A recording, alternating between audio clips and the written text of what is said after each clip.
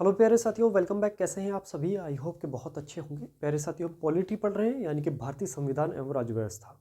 और आज हमारी 11वीं क्लास रहेगी। 10 क्लास ऑलरेडी हमारी हो चुकी हैं। अगर आपने वो 10 क्लासेस नहीं देखी हैं तो पहली क्लास से स्टार्ट करें, है ना, क्योंकि अच्छे से तभी समझ आता है जब हम फर्स्ट स्टेप से आगे बढ़ेंगे, है ना। यानी कि पहली क्लास, फिर दूसरी, तीसरी और ऐसी कंटिन्यू आज की हमारी 11वीं क्लास में शामिल हुई है, ठीक है। या फिर आप डायरेक्ट भी शामिल हो सकते हैं, ठीक है। चैनल को सब्सक्राइब कर लीजिए। नौकरी 24 आपका चैनल है। पॉलिटी बहुत ही शानदार तरीके से, ज़बरदस्त तरीके से आपको पढ़ाई जा रही है। तो चलिए कॉपी पेन से निकाल लीजिए। और नोट्स का आपको मालूम ही है कि हमारा व्हाट्सएप ग्रुप से आपको नोट्स भी अवेलेबल हो जाएंगे, ठीक है। आज का जो हमारा टॉपिक रहेगा, माउंटबेटन योजना से हम स्टार्ट करेंगे अपना, ठीक है, जो कि आती है 3 जून 1947 को। लास्ट का जो हमारी क्लास थी उसमें एक बार फिर मैं आपको रिव्यू दे देता हूँ कि उसमें हमने क्या पढ़ा था। कि हमने जाना था कैबिनेट मिशन योजना जो 1946 में आई, है ना, उसके प्रावधान देखे। उसके बाद हमने जो अंतरिम मंत्रिमंडल बना यानी कि सरकार बनी, उसके बारे में हमने जाना कि कौन मंत्री रहा और उस मंत्री पर कौन सा डिपार्टमेंट रहा, उसके बारे में जाना। आज हम माउंटबेटन योजना 3 जून 1947 से अपना स्टार्ट करेंगे। चलिए स्टार्ट करिए लिखना, ठीक है, और समझना भी, ठीक। देखिए, जो माउंटबेटन योजना आई थी ये 3 जून 1947 को आई। और इसके माध्यम से एक बहुत ही इम्पोर्टेंट काम हुआ। वो ये काम हुआ कि जो हमारा भारत देश है उससे पाकिस्तान को अलग किया गया, है ना। जो मुस्लिम लीग की बार बार ये मांग चल रही थी कि हमको अलग होना है, हमको अलग होना है। तो इस योजना के माध्यम से यानी कि माउंटबेटन योजना के माध्यम से क्या हुआ, भारत, पाकिस्तान और रियासत यानी कि तीनों को अलग अलग कर दिया। भारत को, पाकिस्तान को और जो रियासतें थीं उन सभी को अलग अलग कर दिया इस योजना ने। कौन सी योजना है? माउंटबेटन योजना, ठीक है। ये कब आती है? 3 जून 1947 को आती है। और साथ ही साथ ये भी याद रखेंगे कि एक प्रश्न बहुत पूछा जाता है कि भारत पाकिस्तान के बीच जो रेखा है यानी कि बाउंड्री है ना, जो बाउंड्री है उसे किसके द्वारा बनाया गया? तो वो थे सर रेडक्लिफ के द्वारा। जो सीमा का जो निर्धारण किया, है ना, भारत और पाकिस्तान के बीच, वो थे सर रेडक्लिफ। और ये कब हुआ? 17 अगस्त 1947 को हुआ, है ना। ये इंपॉर्टेंट चीज़ है, आप इसको अच्छे से समझेंगे, ठीक। इसके अलावा आगे बढ़े, भारतीय स्वतंत्रता अधिनियम आ जाता है। ये आता है 18 जुलाई 1947 को, ठीक है। क्योंकि जो माउंटबेटन योजना है उससे ये स्पष्ट हो गया कि भारत अलग हो गया, पाकिस्तान अलग हो गया और जो रियासतें थी उनको अलग कर दिया गया। यानी कि अब हम स्वतंत्रता के बहुत करीब आ चुके। तो अब जो अधिनियम आएगा वो स्वतंत्रता का अधिनियम आएगा यानी कि 1947 का अधिनियम आएगा, जो आ जाता है 18 जुलाई 1947 को। इसमें सबसे पहली चीज़ क्या होती है कि जो ब्रिटिश संसद द्वारा जो एक्ट है, ये अधिनियम, इसको वहाँ से पारित किया जाता है यानी कि पास किया जाता है ब्रिटिश संसद के द्वारा, ठीक है। और दूसरा, ब्रिटिश की जो सत्ता थी वो इस एक्ट के माध्यम से समाप्त कर दी जाती है। यानी कि अब ब्रिटिश का भारत पर कोई अधिकार नहीं है, यानी कि भारत पूर्ण रूप से आज़ाद हो चुका इस एक्ट के माध्यम से, ये कहा गया, है ना। पाक व भारत की स्वतंत्रता हो जाती है, ठीक है। अब एक चीज़ और समझेंगे, जो पाकिस्तान है वो 14 अगस्त को अपना स्वतंत्रता दिवस मनाता है। वहीं अगर मैं भारत की बात करता हूं तो 15 अगस्त, कितना, 15 अगस्त को अपना स्वतंत्रता दिवस मनाता है, याद रखेंगे। यानी कि पाकिस्तान को एक दिन पहले आज़ादी मिली, ठीक है। और भारत को एक दिन बाद, पाकिस्तान को एक दिन पहले, भारत को एक दिन बाद। तो 14 अगस्त पाकिस्तान का स्वतंत्रता दिवस है और भारत का है 15 अगस्त 1947 को आज़ाद हो जाता है ना, ठीक है। अब समझिए, देखिए अब भारत की कंडीशन क्या है, भारत की सिचुएशन क्या है ना, कैसे कैसे जो समय है, कौन कौन सा। 15 अगस्त से जो पहले का समय है वो क्या कहलाएगा भारत का? 15 अगस्त से लेकर 15 अगस्त 1947 से लेकर 25 जनवरी और आपका 1950 तक का क्या समय कहलाएगा, और 26 जनवरी से आज तक का क्या समय कहलाएगा, वो समझ लीजिए। 15 अगस्त 1947 से जो पहले का जो समय था, जिस समय ब्रिटिश का राज था, है ना, ब्रिटिश की सत्ता थी, ब्रिटिश राज था भारत पर, उस समय को हम क्या कहते हैं? उस समय को कहते हैं ब्रिटिश औपनिवेशिक, है ना। जो ब्रिटिश कॉलोनीज होती हैं उसको ये कहा जाता है ब्रिटिश औपनिवेशिक, ठीक है। जो 15 अगस्त 1947 से पहले का जो भारत था उसको हम ब्रिटिश औपनिवेशिक के नाम से जानते हैं, ठीक। वही 15 अगस्त 1947 से लेकर 25 जनवरी 1950 तक का जो समय है उसको हम कहेंगे डोमिनियन स्टेट। डोमिनियन स्टेट का मतलब है कि भारत आजाद तो हो चुका है लेकिन अभी भी कहीं ना कहीं ब्रिटिश रूल लागू है, यानी कि अपना संविधान अभी लागू नहीं हुआ है ना, अपनी सरकार अभी नहीं है, याद रखेंगे इस चीज़ को, है ना। उसके बाद 26 जनवरी 1950 को हमारा संविधान लागू हो जाता है, जिसको स्वीकार किया जाता है 26 नवंबर 1949 को, है ना। तो आपको ये भी पता होगा कि 26 नवंबर को हम प्रत्येक वर्ष संविधान दिवस या फिर कानून दिवस के रूप में मनाते हैं, है ना। तो 26 जनवरी 1950 को संविधान लागू हो जाता है और उस दिन से आज तक के दिन को हम संप्रभु लोकतांत्रिक और गणराज्य के नाम से हम भारत को जानते हैं। ठीक है, ये इतना समझ आया। आगे चले, अगला पॉइंट 1947 के एक्ट में ये था कि जो भारत का जो सचिव था उसका जो पद था उसको समाप्त कर दिया गया। जो भारत सचिव का जो पद था, है ना, उसको समाप्त कर दिया गया और इसकी जितनी भी शक्तियाँ थी, इसकी जो भी शक्तियाँ थी वो कॉमनवेल्थ सचिव को ट्रांसफर कर दी गई, यानी कि उसको दे दी गई। किसको? कॉमनवेल्थ सचिव को। ठीक है, अगला पॉइंट, जो वायसराय का पद था भारत में, जो वायसराय का भारत में पद था जिसको ब्रिटिश महारानी, जो 1858 के एक्ट में प्रावधान किया गया था कि भारत का जो गवर्नर जनरल हुआ करता था उसको वायसराय का नाम दिया गया, है ना, जो पहले लॉर्ड कैनिंग बने थे।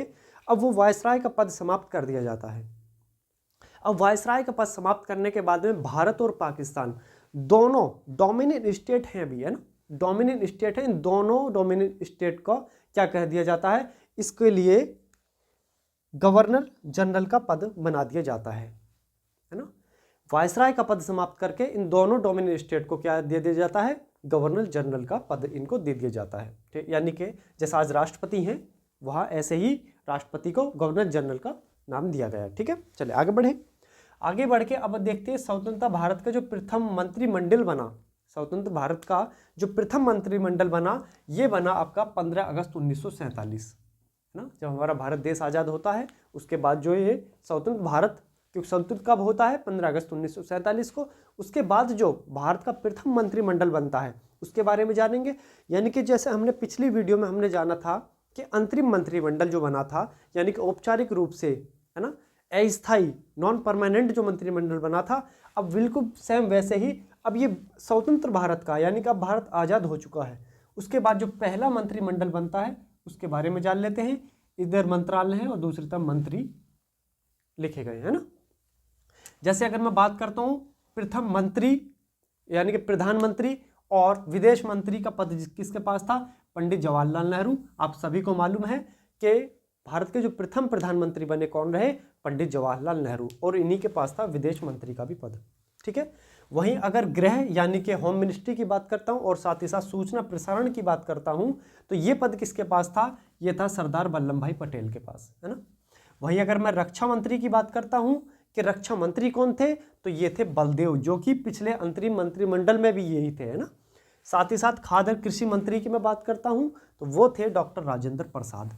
वहीं विधि मंत्री यानी कि कानून मंत्री की अगर मैं बात करता हूं तो आपको सभी को मालूम है कौन होंगे? Doctor BR Ambedkar. विधि मंत्री यानी कि कानून मंत्री, है ना। शिक्षा मंत्री की अगर मैं बात करता हूं तो वो कौन थे? मौलाना अबुल कलाम आजाद। वित्त मंत्री कौन थी? RK षणमुखम चेट्टी, ये वित्त मंत्री थे। रेलवे मंत्री जॉन मथाई, और स्वास्थ्य मंत्री कौन थे? राजकुमारी अमृता कौर, ये स्वास्थ्य मंत्री रहे। यानी कि ये मंत्रिमंडल रहा स्वतंत्र भारत का पहला मंत्रिमंडल, है ना। अब आगे बढ़े, संविधान सभा व संविधान निर्माण की अगर हम बात करते हैं उसी पर चर्चा करेंगे। बहुत ही इंपॉर्टेंट टॉपिक है कि हमारा संविधान कैसे बना, संविधान सभा का निर्माण कैसे होता है, वहां से हम स्टार्ट करेंगे अपना। ठीक है, जैसे अगर मैं बात कर दूं सबसे पहले, देखिए संविधान बना होगा तो जाहिर सी बात है किसी ना किसी के दिमाग में जरूर आया होगा कि संविधान होना चाहिए भारत का, है ना।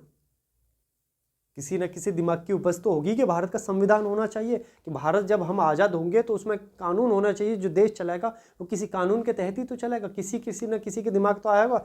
लेकिन ये पहली बार जो आया संविधान सभा का जो औपचारिक रूप से जो विचार आता है ये 1896 में आता है, और ये आता है बाल गंगाधर तिलक के दिमाग में, है ना, कि संविधान सभा का गठन होना चाहिए औपचारिक रूप से, है ना। ये 1896 में आया। उसके बाद औपचारिक विचार 1934 में, ये अनौपचारिक है प्यारे साथियों।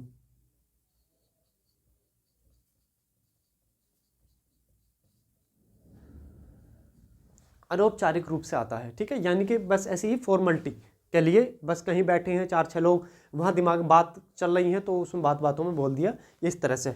अनौपचारिक रूप से संविधान सभा का जो विचार आता है सबसे पहले बाल गंगाधर तिलक के आता है, 1896 में आता है। और अगर औपचारिक की बात करता हूँ, यानी कि जो हाँ एक काम की बात है कि ये रख दिया बिल्कुल जो मेन लोग हैं उन सभी के बीच में कि हाँ ऐसा होना चाहिए, तो वो था 1934 में आता है, और ये M.N. रॉय के माध्यम से, है ना। इन्होंने कहा था कि संविधान सभा का गठन होना चाहिए, M.N. रॉय ने 1934 में, और इन्हीं की बात को आगे बढ़ा तो स्वराज पार्टी ने सबसे पहले स्वीकार किया। M.N. रॉय की बात को सबसे पहले स्वराज पार्टी ने स्वीकार किया, और उसके बाद में लगे हाथ 1935 में अगले ही वर्ष कांग्रेस पार्टी ने भी इस बात को स्वीकार कर लिया कि हाँ भारत की एक संविधान सभा होनी चाहिए जिसके माध्यम से संविधान का निर्माण होगा। ठीक है, आगे बढ़ें। और अगली चीज हम ये भी देख लेंगे, जैसे ये स्वीकार करती है 1934 में स्वराज पार्टी और 1935 में कांग्रेस, है ना, वैसे ही 1942 में क्रिप्स मिशन योजना के माध्यम से भी संविधान सभा का जो विचार था उसको स्वीकार कर लिया गया था, है ना। लेकिन ये औपचारिक रूप से स्वीकृति दी, लेकिन इसमें हुआ क्या, हुआ ये कि ये असफल रहा, यानी कि फेल रहा इसका विचार, है ना। स्वीकृति तो दो दी इसने 1942 में, क्रिप्स मिशन योजना ने कहा संविधान सभा गठन होगा, लेकिन इसको क्या कर दिया, भारत की जनता ने नकार दिया। क्यों नकारा था, इसका कारण था डोमिनियन स्टेट का, क्योंकि क्रिप्स मिशन योजना ये तो कह रही थी कि हाँ हम आपको आज़ाद कर देंगे, आपका संविधान होगा, है ना, लेकिन जो वास्तविक पावर जो होगी वो ब्रिटिश सरकार के हाथ में होगी, यानी कि भारत की जो सरकार होगी वो ब्रिटिश सरकार की प्रति उत्तरदायी होगी। लेकिन भारत की जो जनता थी, भारत के जो स्वतंत्र सेनानी थे, वो ये कह रहे थे कि हमको पूर्ण रूप से आज़ादी चाहिए, यानी कि हम किसी के गुलाम अब नहीं रहना चाहते, हम किसी के प्रति उत्तरदायी नहीं रहना चाहते, यानी कि भारत को संप्रभुता वाला राज्य चाहिए था, है ना। इसलिए इसको क्या कर दिया, इसको असफल यानी कि फेल ये हो गई क्रिप्स मिशन योजना। ठीक है, वहीं थोड़े से समय के बाद जो समय बीतता है, जैसे जैसे समय बीता, अब होता क्या है कि संविधान सभा का गठन हो जाता है ना। संविधान सभा का क्या हो जाता है, संविधान सभा का गठन हो जाता है। यह होता है 9 दिसंबर 1946। 9 दिसंबर 1946 को संविधान सभा का गठन होता है, और इसी तारीख को प्रथम बैठक भी होती है संविधान सभा की। कौन सी बैठक है, प्रथम बैठक है संविधान सभा की 9 दिसंबर 1946।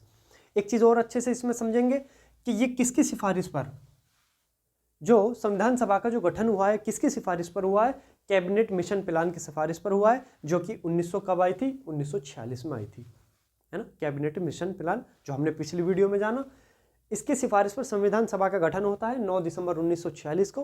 प्रथम बैठक भी 9 दिसंबर 1946 को संविधान सभा की होती है, और इसमें अस्थायी अध्यक्ष का चुनाव होता है, जो कि इनडायरेक्ट होता है, ऐसे ही चुन दिए जाते हैं। सबसे उम्र के जो व्यक्ति थे डॉक्टर सच्चिदानंद सिन्हा, उनको संविधान सभा का अस्थायी अध्यक्ष चुन दिया जाता है ना, अस्थायी अध्यक्ष। ठीक है, अब दूसरी जो बैठक होती है 11 दिसंबर 1946 की होती है संविधान सभा की, जिसमें परमानेंट अध्यक्ष यानी कि स्थायी अध्यक्ष का चुनाव होता है। कैसा होता है, स्थायी अध्यक्ष का चुनाव होता है, जिसमें डॉक्टर राजेंद्र प्रसाद को स्थायी अध्यक्ष चुन लिया जाता है।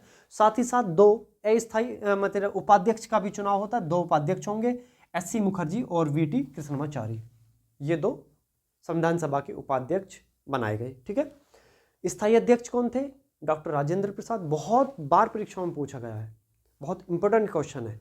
अस्थायी अध्यक्ष कौन थे, डॉक्टर सच्चिदानंद सिन्हा, जिनको पहली संविधान सभा की बैठक में चुना गया, है ना। और ये मतलब ये इनडायरेक्ट चुने गए थे, लेकिन यहाँ ये डायरेक्ट चुने गए, यानी कि वोट के माध्यम से चुने गए हैं। कौन, डॉक्टर राजेंद्र प्रसाद, और इनके साथ में उपाध्यक्ष थे 2, जिनका नाम था SC मुखर्जी और VT कृष्णमाचारी। ठीक है, वहीं आगे बात करते हैं संवैधानिक सलाहकार की। अगर हम बात करते हैं तो वो थे BN राव। कौन थे, BN राव, संवैधानिक सलाहकार। प्रश्न पूछता है एग्जामिनर, बहुत सारे परीक्षाओं में आया है कि संविधान सलाहकार का नाम बताइए, तो कौन है, BN राव है ना।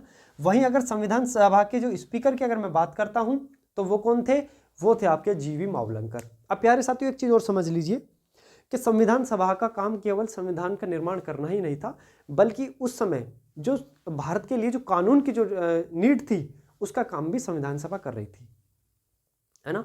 यानी कि भारत के लिए अगर किसी कानून की जरूरत है तो कानून का निर्माण कौन कर रही थी? संविधान सभा कर रही थी। और संविधान सभा के माध्यम से जो स्पीकर का संविधान सभा के जो स्पीकर थे वो कौन थे? जीवी मावलंकर, है ना। स्पीकर कौन थे? जीवी मावलंकर, याद रखेंगे।